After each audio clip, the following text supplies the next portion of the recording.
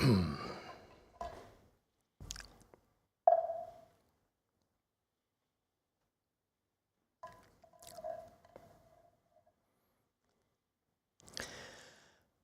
thank you. Hello everyone. Thank you for joining our chant class for Asia Timeline. Nice to see you all back to our regular schedule here. I'm here at Way Mountain Temple today. And let's see, today I'm thinking of talking about the next YongHua anecdote, the Sect's teeth and claws. Unless you have any questions, you can ask now or you can ask later. Okay, so feel free. And until then, let me get started on the anecdote, YongHua anecdote. The master returned away the mountain weight to visit Lingyou, who asked him, "You are now considered to be a good knowing advisor. When students come from all directions, how can you tell those who have it and those who don't? Those who are Dharma heirs from their enlightened masters and those who are not heirs. And those who are of the teaching school and those of metaphysics.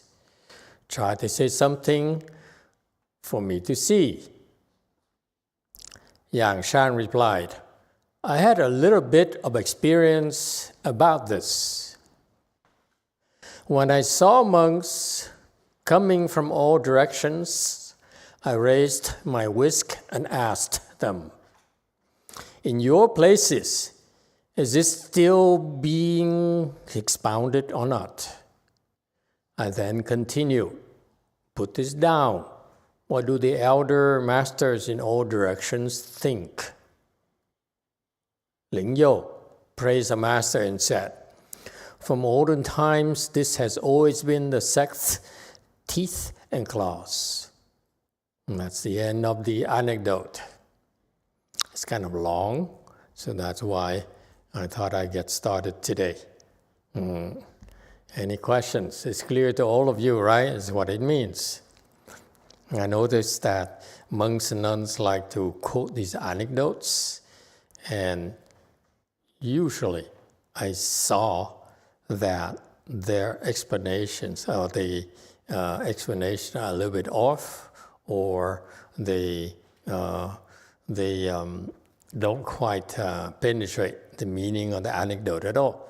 So I'm very, very grateful for you to give me a chance to discuss this so that we can learn from each other and from the great masters. Here we have an exchange, teachings between the two founders of the YongHua lineage. To this point, I still don't understand why it's still called YongHua. Why wasn't it just called Wei school or Yang school?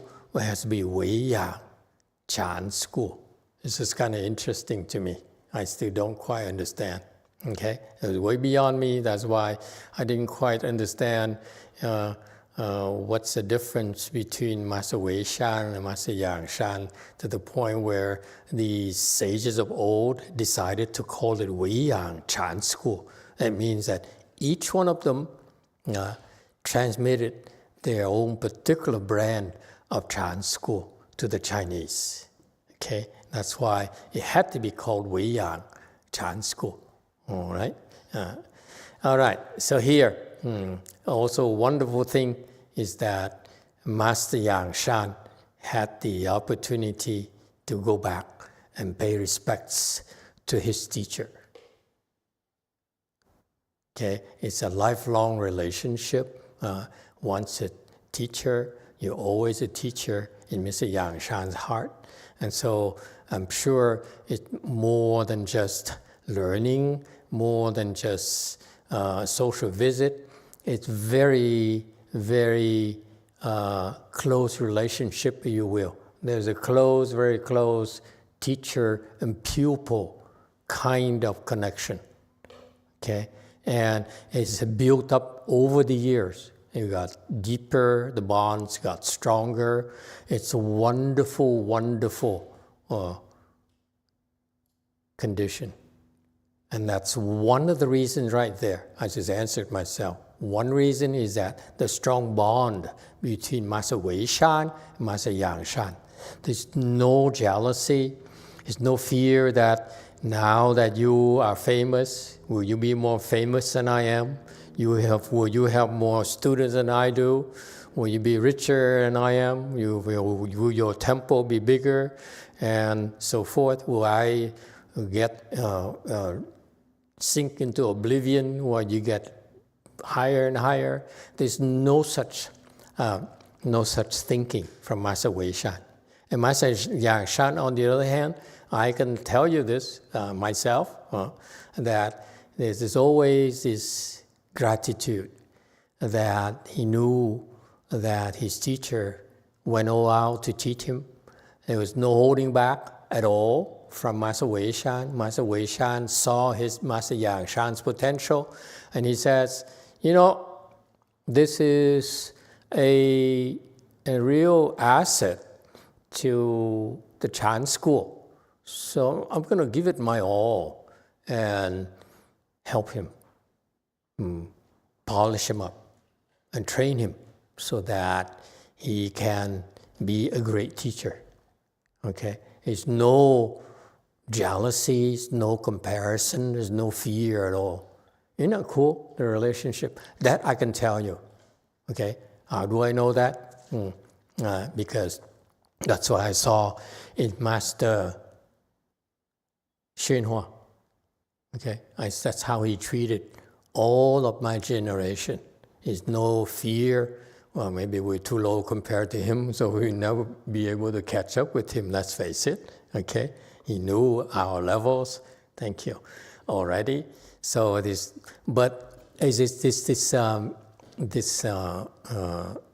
giving, unconditional giving, if you will, and just to use the word unconditional. All right.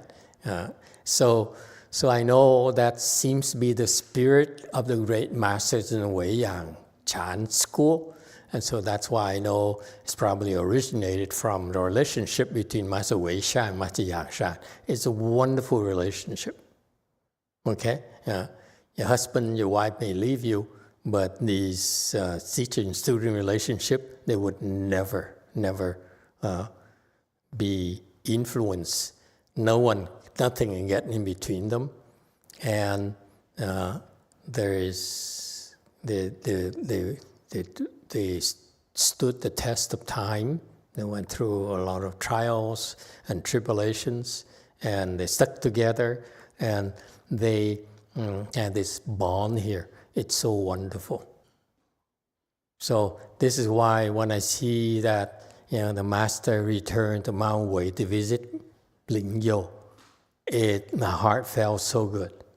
It's something I wish I could do to my own teacher, Master YongHua, who left too early. Also my Vietnamese master, Master Mang Yak, he also left early.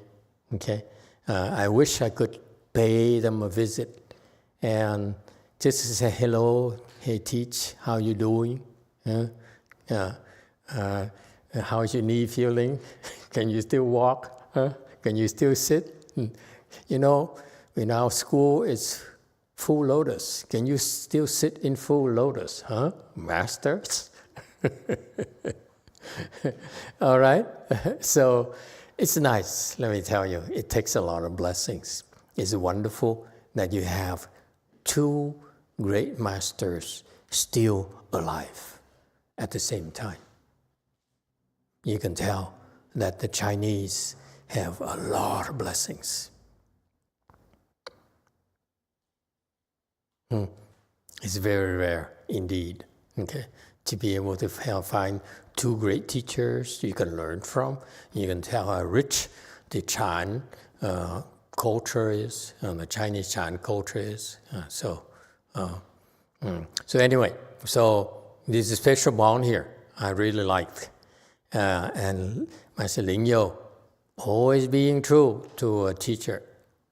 As a teacher, he says he's going to try and teach him. something, always.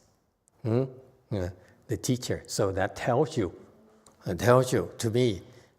me that Master Wei Shan still felt obligated to teach Master Yang Shan. And that is not necessarily a true need, but Master Wei Shan, out of the love of his student, he says, I'm going to teach you, okay, even though you don't need it. Okay? Like a father caring for his son. Yeah, always look at his son as never grown up, ever. All right? So who look at it as an opportunity to teach him, to check up on him. You are now considered to be a good knowing advisor. Okay? What does it tell you? I'm so proud of you. Can you read that? Can you see that? I'm so proud of you. You are a bona fide, good knowing advisor. Because not only because I recognize you, but you are considered. You earned your spot as a Chan teacher, a Chan good knowing advisor. Okay, and so Chen here implies that people call you as good knowing advisor. I'm so proud of that.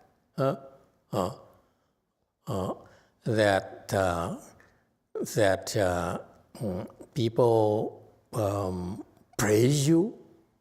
When they call Chen here, not only call you, also a sense of recognition, but also a sense of praising that you're a good knowing advisor. So I want you to see that in a Chan world, become a good knowing advisor is a very, very wonderful achievement as far as Master Wei Shan is concerned. That's our tradition. Okay? I want you to remember that. Okay? I don't know what happened to Master YongHua, and because he left before I was ever able to ask him. I wish I could ask him a lot of questions. I still know I can still ask him a lot of questions, but politeness forbids. If he chose to leave me alone and let me swim or sink, I will leave him alone, let him swim or sink. Okay? So I won't bother asking him. Okay? Never gave me a chance, therefore I won't pursue him at all. Okay? But here you have an old teacher who says his son, his successor, say, I'm so proud that people praise you as a good knowing advisor. Okay? You know, what kind of good knowing advisor? Okay? From all directions. You see that? It's very subtle praise. I'm so proud of you, son. You know, that people from all over, all directions would come to you and seek instructions from you. Seek advices from you. Okay? This pride here. Of course, you don't see that. Okay? Women would never be able to understand that. Okay? It's a father. You have to be a father to see it. Okay? To see that you have to be a teacher to see that the pride in saying that, you know, now he's so known in all 10 directions. Okay? From all directions. Okay? And of course, back then, the Chinese felt that they are the center of the universe. And so the Koreans had to go to them, Vietnam had to go to them, the Japanese have to go to them. So therefore, all directions have to go to China to seek instructions. Isn't that cool? So he says so. But actually, well, you also need to also realize that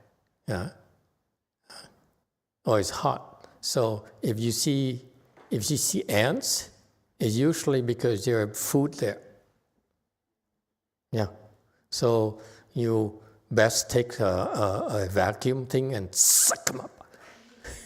And it will suck the food up as well. Okay? All right. So anyway, so all directions, meaning that, for your information, it's not just Chinese, it's not just Japanese, it's not just Koreans, okay? Not just jalapenos, Sri Lankans and so forth, okay? It's also invisible beings, meaning that heavenly beings, all the bodhisattvas, arhats, pratyeka Buddhas, is from all over. You have to understand that cultivation for us in Mahayana and that this Chan school is from all over, from all directions. Your reputation, your name, you know in all directions. That's like Master Shinwa was known in all directions. Okay? Don't be fooled by the fact he had about 100,000 disciples. He had many, many more than that. Okay? Countless more disciples than you can ever imagine. All right? Now, and not only disciples of his, but also because his reputation, his spiritual powers, his great wisdom, people would come from all directions to seek help from him. And again, this is point number 2, that is, if you practice and you cultivate and you practice Chan, okay, you should also having that mindset, I need to look for a good known advisor to go seek for instructions. All of us, all of you, all of me. I'm serious. Let me tell you, personally, I'm always looking around, see who I can ask questions, who I can go and seek for instructions. Okay? Until my last breath. All right? But as I get older, I spend less time doing that. I spend more time driving in red cars, hopefully. Okay? All right. So, beings did come from all directions. So this is a fact. So Master Weisha said, yeah, I see beings are coming from all directions. Again, not just Chinese. But then this refers to those who come. He says, how can you tell those who have it and those who don't?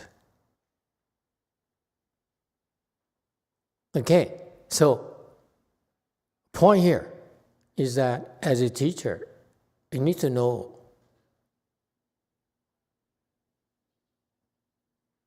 who you should teach and who you should not.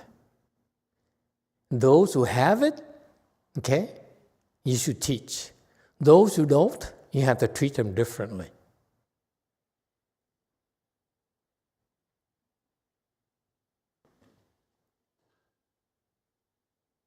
You think it's a blind thing where we teaching, we teach. Like you go to college and you pay for your tuition fees and you get taught. You get a diploma. No.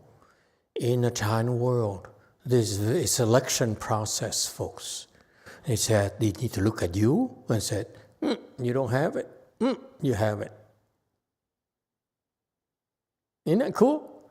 This is why you need to have this eye to be able to see who should be taught and who should be, in Vietnamese, ngâm mắm nôm tôm. I don't know how that translate into English. How do you translate? Master Z, how do you translate ngâm mắm ngâm tôm into English?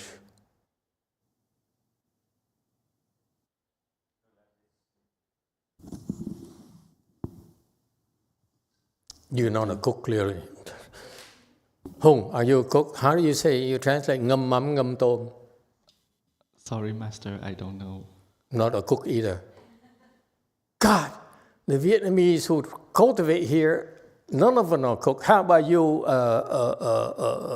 future Xin? Boop, boop, boop, boop, boop, boop. Huh? You don't know either? Ngâm mắm nằm thô means very simple. Vietnam woman? No one? You give up? I happen to know, even though I'm not a good cook. It means... Dạ, con nghĩ ngâm mắm tôm là ngâm thiệt là lâu, quá xa lâu luôn á. Giống như là cái mắm nó phải ngâm bao nhiêu năm, bao nhiêu tháng đó thầy. Ngâm ở trong cái đó. Very good, good point. Okay, translate. Master, I guess that it is to soak it for a long time. Soak mắm for a long, very long time. Okay, let me explain to you. Since we are in the nuclear age, we cannot afford to do what the Vietnamese do. Okay, here it means marinate. You need to marinate them. Okay, you need to, put them in there and let them soak in nước mắm, in fish sauce, in MSG. Vietnamese, they put a lot of MSG, and and a little bit of pepper and so forth. So it's marination. It's a slow marinade. Okay, where you need to give them a chance to let them absorb. Okay, so that they can eventually be trained. You got that? So you don't need to be jealous, by the way, folks. Don't say, don't marinate me, teach me. No. You cannot be taught yet. You need to be marinated. Ngâm mắm, ngâm tô. Okay. Got that? See how profound the Vietnamese culture is? I told you, Vietnam is the origin of Chan school. Okay, got that? Those who have it and those who don't. Next. I can see the Koreans here are so envious of us. Okay, those who are Dharma heirs from the masters and those who are not. Okay, so what does it tell you? It says, for us, for me and you, okay, we must be able, as Weiyang teachers, our standards, we must be able to see who are Dharma heirs and those who are not Dharma heirs.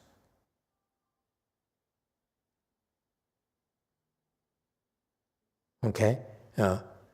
So, meaning you're able to know these enlightened masters, recognize they are enlightened, okay? And look at their practices, look at their levels, and see it has been transmitted to their successors. The point being that this is one of our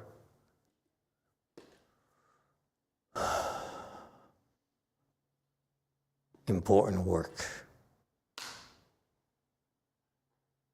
You need to transmit your Dharma to your heirs. That's why he says, can you recognize them? They are Dharma heirs. And why do you have to recognize them? Anyone?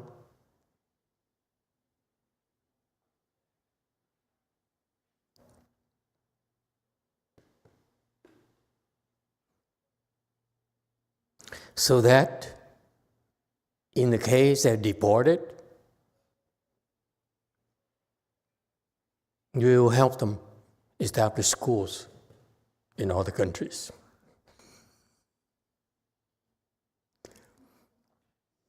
I know it's not something you want to joke about right now. Here in the US, okay, you Asian have no clues what we're talking about.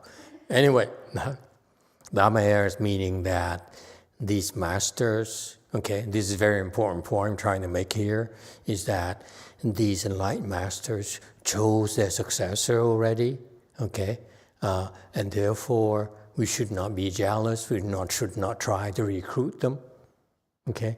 And we should actually support them. Because each master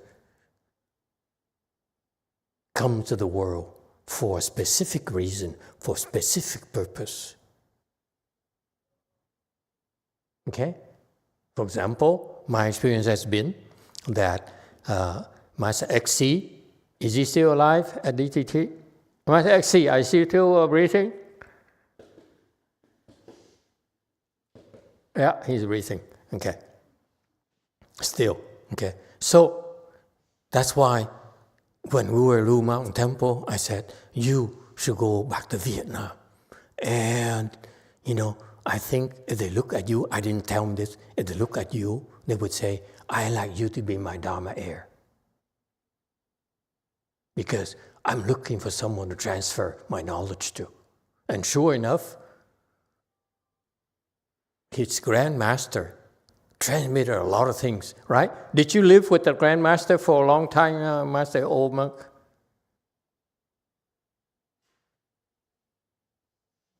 Look at that. He's barely breathing. Thầy, con sống với mỗi thầy một chút. Và đệ tử của đời thứ ba của Hòa Thượng Quảng Đức. Rồi thầy con chết, con theo thầy Diệu Bổn. Con không rồi cách đây khoảng 3 năm, con về Việt Nam, con lại sám hối khoảng 1 tháng. Thì trưa đó Hòa Thượng Tiên Hóa tới, bắt con đóng bóp, rồi ngày bỏ ngày đi. Thành ra con không biết con là học trò của ai, nhưng mà vậy nào dạy là con học. Và thứ hai nữa là cũng có thể bị những cái vị khác như Đức Phật nói, họ tới họ phá mình. Thì cái tiêu chuẩn của con là người ta dạy mình có phá giới không?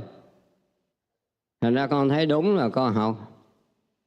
Mà mấy lần thầy bắt con 3 lần tuyệt thực á, lần nào Hòa Thượng Tiên Hóa cũng tới hết.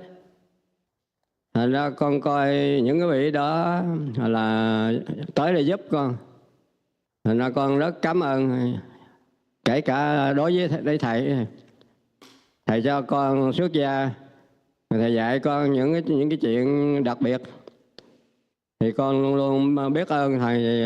Bây giờ thầy là thiện tri thức của con. Vậy đó hết.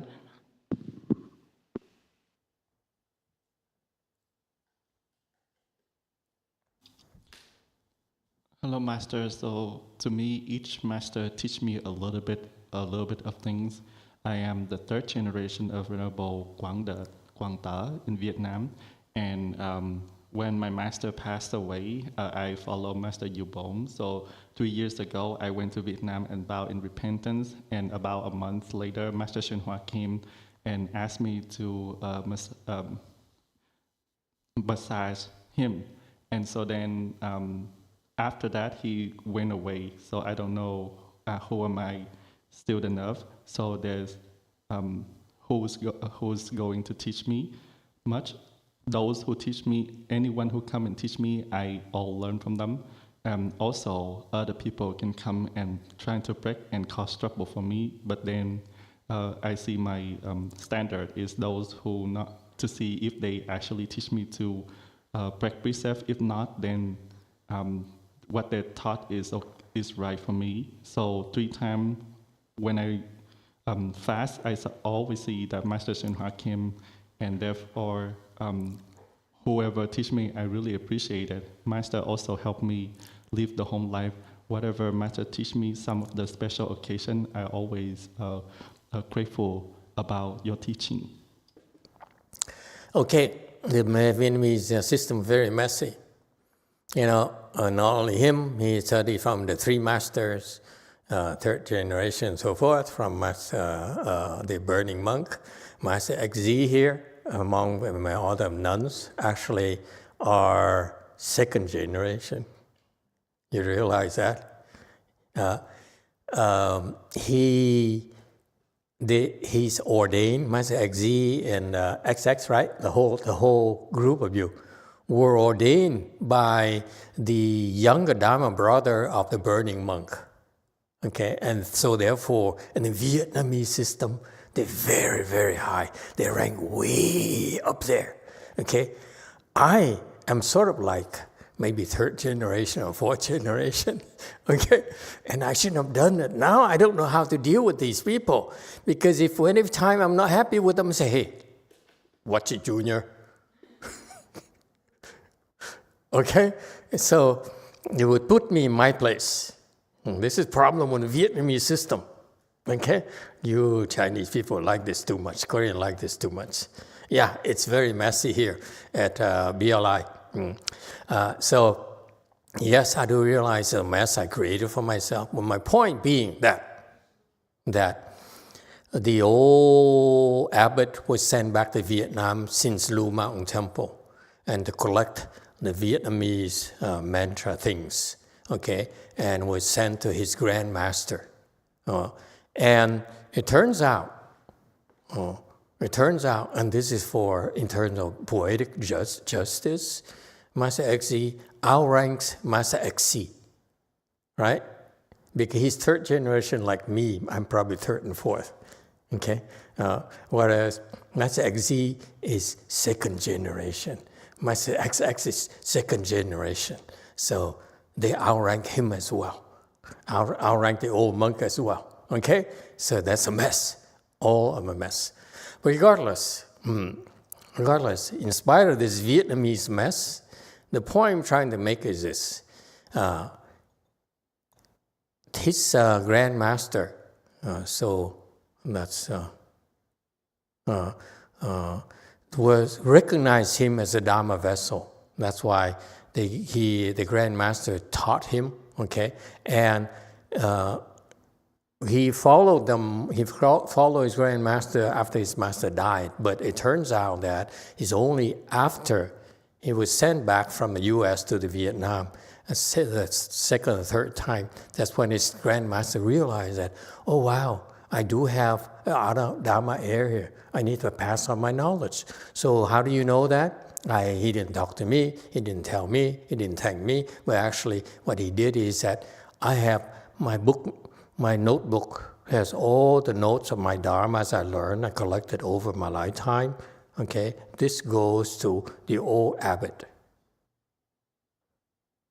Okay, and so he, see that gesture right there, he said, my dharma heir is this guy, the old abbot. Okay, we not ask him if to confirm it out of modesty. Okay, he probably will not confirm it. But the point here is that, the masters are always looking for someone to transfer all their knowledge to. Okay, some people to transfer all the knowledge to. This is what masters with wisdom would do. Okay, this is where we're back on slide number 4 here. That it turns out, for your information, don't bug the old abbot because they never gave it to him. His peers, his Dharma brothers or his Dharma people stole it from him. He never got it. Anyway, it's a mess. So my point being that the enlightened masters are always looking for Dharma heirs, if you will. So can you recognize it? Master Wei Shan says. Can you recognize these people? Okay? Meaning, don't recruit them. Don't cause any problems for them. All right? Next. And those who are of the teaching school and those of metaphysics. Now, this is more delicate. Teaching school is that now you study the sutras and the shastras and so forth, the Buddha's teaching. metaphysics, the note down there is very good, and thank you for the research. It's nice to have Chinese disciples now. You know, at the Blue Mountain times, we didn't have this kind of luxury. Now we can say, hey, Chinese person, I need you to look up metaphysics. What does it mean? And they say, oh, it's really not metaphysics. Actually, it's 玄学. And then they went back and look at their Chinese literature and help us understand it. Isn't that cool? So it says here, metaphysics is what they call the English-speaking language here. It means that the Taoist philosophy from northern and southern dynasties, works such as Wang Bi's commentaries of the Tao Te Ching, the Zhuangzi, another Taoist, newer Taoist. Zhou Yi is a I Ching, another sort of, as well as He Yan's Dao Lun and Wu Ming Lun. Okay, so basically Taoist and Neo-Taoist teachings. Okay, and for your information, from Master XuanHua's teachings, he says Confucianism was teaching is very profound, but it's more fundamental. But later, that's when Lao Tzu, he would come and would teach a more advanced version of spiritual teachings to prepare the Chinese to receive Buddhist teachings, so to prepare the Chinese to become Buddhists, if you will. Okay, so surely enough, the early disciples of Shakya Muni Buddha many of them were Taoist practitioners. All right, and so that's why he says here, how can you tell that the Taoist teachings, these people follow Taoist teachings, and versus the Buddhist teachings? All right, try to say something for me to see, and just for your information, how do you tell the difference between Taoist school and metaphysics? The metaphysics a little bit off. Okay, they're more spiritual. They more talk about the way of nature, the way of cultivation, have detailed forms of cultivation to help to build samadhi. Versus Confucius' teaching, which doesn't dwell on the development of samadhi. So if you will, to me, Confucianism is more of the foundation of goodness, okay, and how to live in society in harmony and so forth. But Taoism is more into the spiritual techniques, if you will. Is it more advanced? If you ask me, I'm not sure. It's more advanced. Yeah, it has techniques on how to develop samadhi, but the foundation is kind of wacko, okay? And therefore, you may have samadhi, but then you'll be stuck if you're not careful.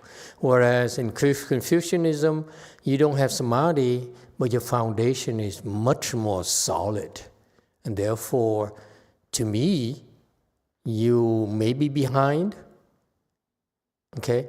But you have a better foundation, you go a lot further. So temporarily, yes, Taoism is more advanced, but long term, I would choose Confucianism over Taoism, if you ask me. So therefore, I have to disagree with Master XuanHua. I'm not sure Taoism is more advanced than Confucianism, because I look at the result. Okay? And my point being that your foundation is very, very important. What I'm teaching you is this kind of different kind of foundation. That's why you can go further than Master XuanHua's disciples, my generation, my peers, because their foundation is so wobbly, not as strong as yours. And you can't argue with that, okay? If you look at samadhi as a height of the building, Okay? You cannot build a high building unless you have a technique to build a very solid foundation. All right? In addition to the ability to withstand wind, stress, and so forth. There's a lot of engineering goes behind it. And one of the things very simple for you is, can it withstand the foundation? Can it withstand building up to the heights? Okay? So that's why, that's a difference to me. So no, I don't think that Taoism is better than Confucianism. I don't think it's more advanced either. If it were more advanced, the Samadhi level would be much higher. Okay? And you take a Confucius person, I would teach a Confucius person, I feel we get higher than a Taoist person, and faster as well. Okay? Anyway, that's just my personal feeling. Okay, so going back to the slide here. Yang Shen says, oh, I know a little bit about this. And I can tell you what I've done. Okay? I know, and I've done it already. See how clear the answer is, folks.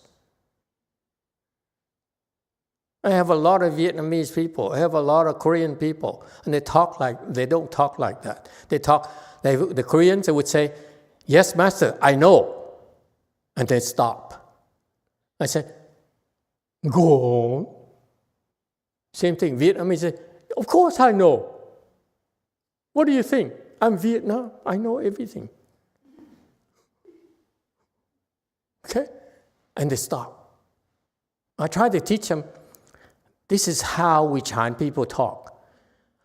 Yeah, I know. And actually, I'm going to tell you more. You don't have to ask me. See, the communications here is very much like the Western communications. It's very clear. I know, let me give you. Let me elaborate. Because otherwise, you leave people hanging. Is it clear, you Chinese, Asian, and yellow-faced people?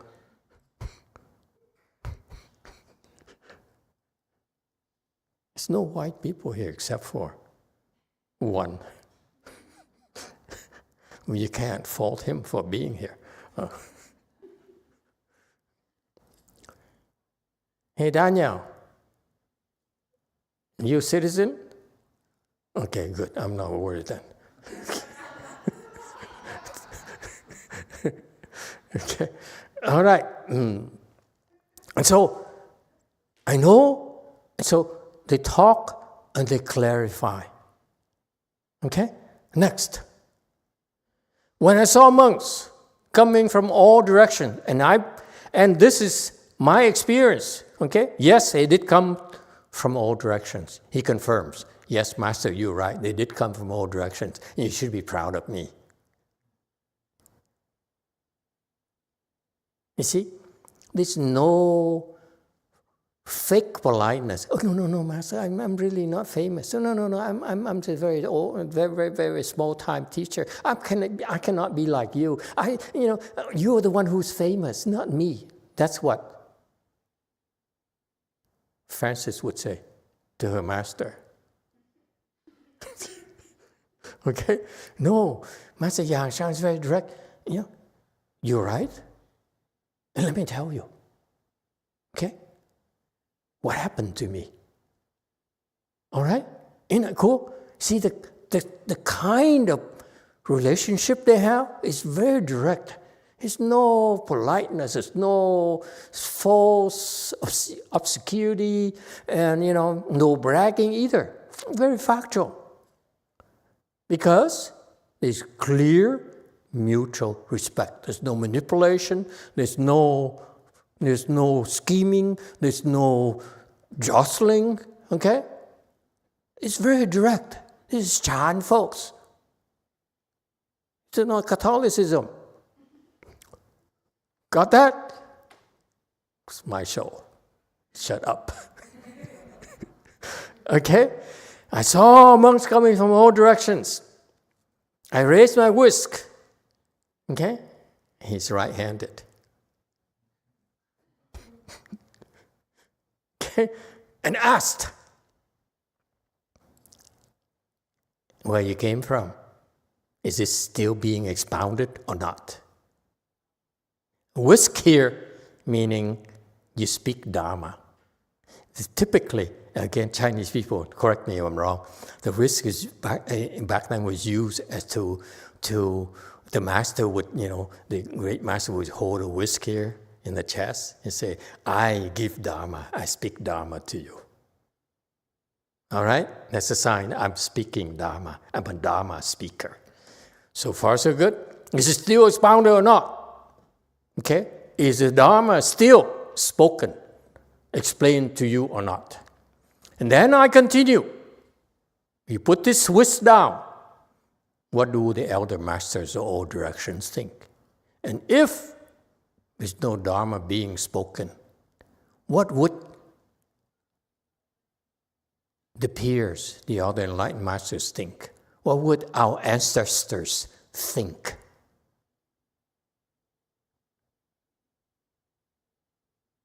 This is what Master YongHua do to discern between those who have it and those who don't, those who have Dharma, who are Dharma heirs, and those who are not Dharma heirs. How does he know? Beats me. You have to ask Master YongHua yourself. Okay? But that's what he did. Isn't it cool?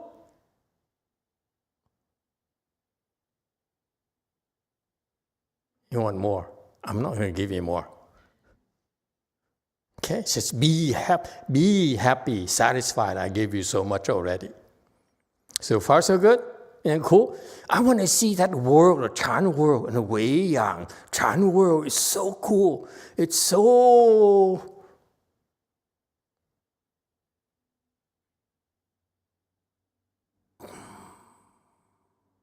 profound. Okay? Ling Yo, praise the master. Ling Yo going, Okay? It says, hey, you, Daniel, is how the Chinese, I'm proud of you. I'm so happy. They straighten the beard. Yeah. And the Chinese, they're not as hairy as you are, so the beard is kind of small. So it's usually this much. Okay, so they go like this.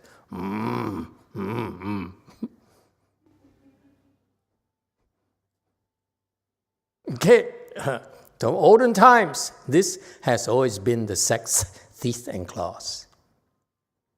I said, I approve, you're right, and this is what has always been the case in our Chan school. Not just Wei Yang, all the Chan schools. Sect here refers to Chan sect. Okay? Next. Let me clarify for you. Now it's time for clarification. Okay?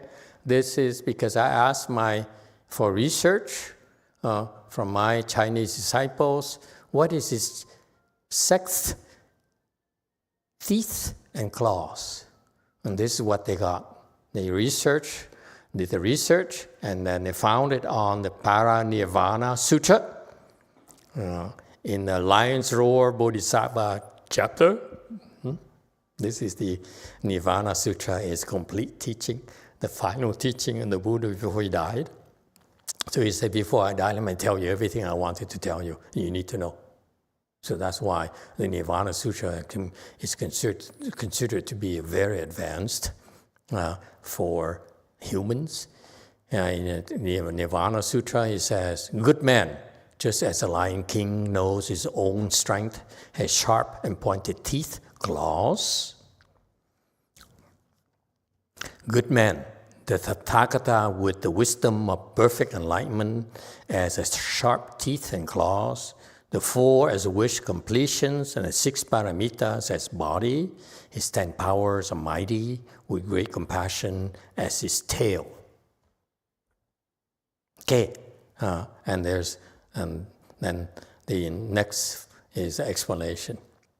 Explanation about lion used to be a metaphor for the Buddha, who is fearless and has self-mastery. A lion is fearless, he's afraid of no one, therefore he's a king. No one is above the lion. Okay? The sage wisdom that self-illuminates is referred as self-knowledge, 自知. Okay, very good. That helps. And it's funny that the word is self-knowledge. It's not about knowledge of others, but knowledge of yourself. It's not about knowledge of the girlfriend, what she likes, what she dislikes. It's about knowledge of what I like, what I dislike.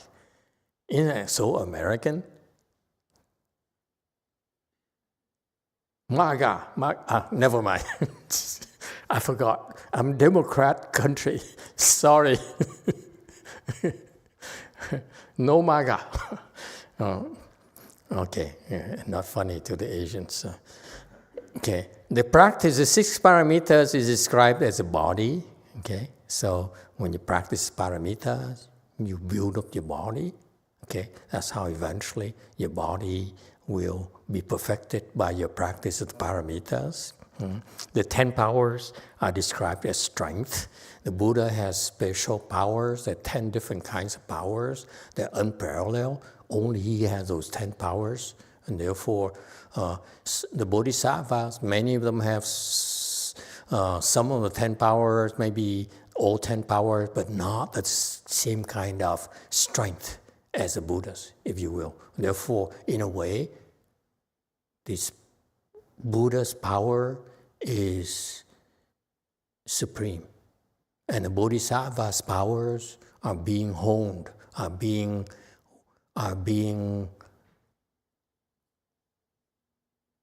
worked so that they become as invincible as the Buddhas. Okay? And there's a way to do that. Okay, so 10 powers is described as strength. The wisdom destroys deviancies, called teeth. Okay, teeth is designed to break. Oops. Okay, so you can break things with your teeth. Okay, break bones with your teeth. Sharp and difficult to defeat qualities are referred to as the sharpness. And so teeth and claws are designed to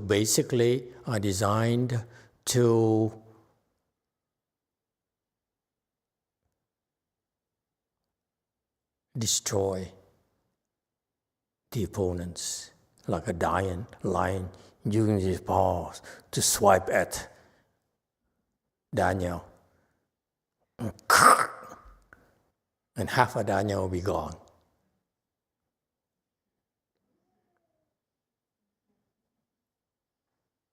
Okay? Go to the head. Okay? So that's why that force there is invincible. So what the point here he's trying to make here is that in a Chan school, pay attention, boys and girls and boys, depending on your persuasions. Okay? A Chan school, okay? Don't think we don't teach you about the principles, about the Buddhist principles. We do. That's part of our work. Therefore, boys and girls, you need to study sutras. You want to get there, you need to study the Buddha's teachings. So don't think a Chan school is only you go and you meditate, and I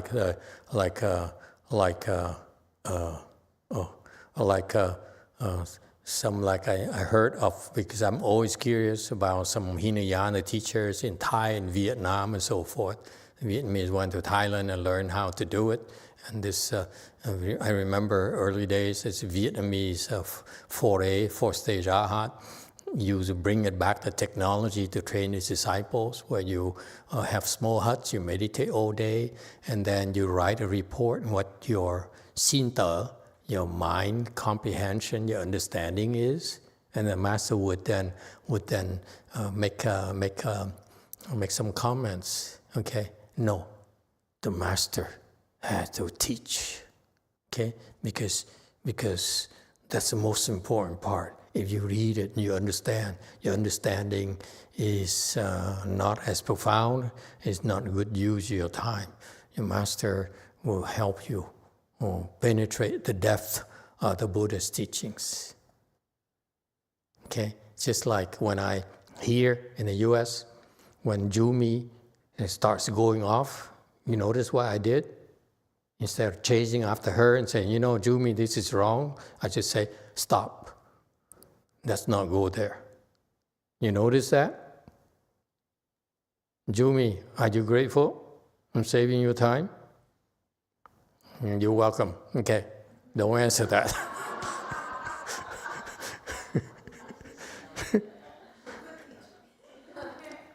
Okay, everyone? Any questions before we stop? There's a lot more, okay? But this is all the time I have. Okay. Thank you, everyone. We'll see you next time.